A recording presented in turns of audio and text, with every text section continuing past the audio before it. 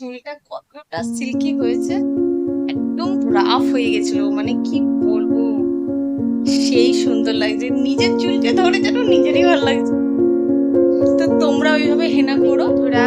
আজকে একটা চুলের সম্বন্ধে টিপস নিয়ে এসেছি। তো আমার চুলটা দেখতেই পাচ্ছো, একটু ড্রাই ড্রাই হয়ে গেছে। আগে খুব ব্যবহার করতাম, বেশ কিছুদিন হয়েছে আলস্যর কারণে আমি একদম টোটালি বন্ধ করে দিয়েছি। তো ভাবছি আবার ট্রাই করি। আর আমি এখন করব, মাথায় হেনা করব। তো রাত্রেবেলা আমি হেনাটাকে শুধু প্লেন জল দিয়ে ভিজিয়ে রেখেছিলাম সারা রাত। এখন এর মধ্যে দই দেব, দিয়ে এটাকে ভালো করে মিক্সড করব। অনেকে ডিম দেয়, তো আমি ডিম দেবো না, আমি দই দেবো। শুধু দই দিলেই চুল একদম সিল্কি এবং সফট হয়ে যাবে, ডিম দেওয়া লাগবে না। তো চলো দেখো আমি কিভাবে বানাই। আমি রাত্রেবেলা সারা রাত হেনা পাউডারটাকে ভিজিয়ে রেখেছিলাম, আর তার সাথে 100 গ্রাম দই দেবো।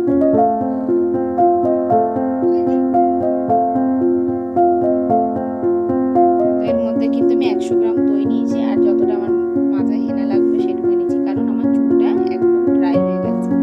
এটা হাত দিয়েই ভালো করে আমি ফাটিয়ে নেবো। দই কিন্তু আমাদের চুলকে একদম সিল্কি করতে কিন্তু খুব কাজ করে, যাতে চুল একদম ড্রাইনেস চলে এসছে, মানে খসখসা সূক্ষ্ম, তো তাদের জন্য কিন্তু রামবান ওষুধ।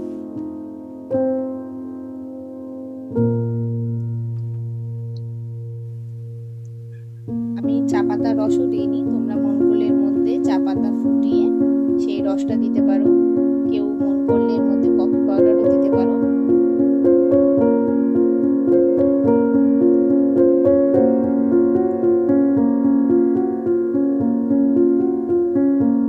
যেহেতু আমি হাত দিয়ে লাগাবো, এই জন্য আমি হাত দিয়েই এটা কিন্তু পুরো স্মুথ করে দিয়েছি। হাতটা একটু রংটা খারাপ হবে, কোনো অসুবিধা নেই। চুলটা আমার দেখতে পাচ্ছ কেমন একটা হয়ে গেছে, মানে তখন জট হয়ে গেছে। জটটা ছাড়িয়ে নিলে ভালো হতো, ভাবলাম না এই দিয়েই ছাড়ি, কোনো ব্যাপার না, এইভাবেই হয়ে যাবে। শীতে কেটে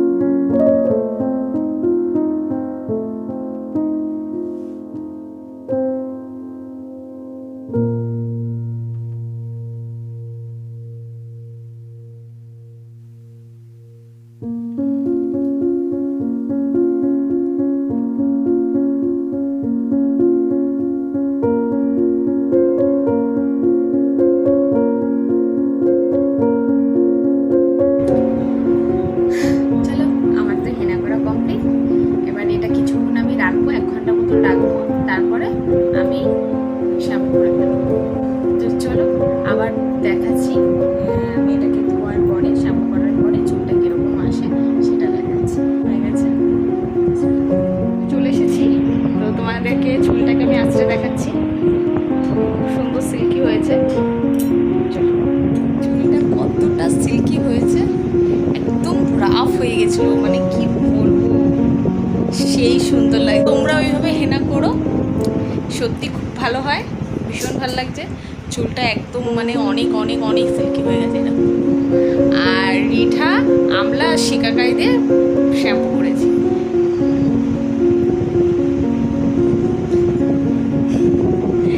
তো এই দেখো আমার ফাইনালি চুলের রেজাল্ট।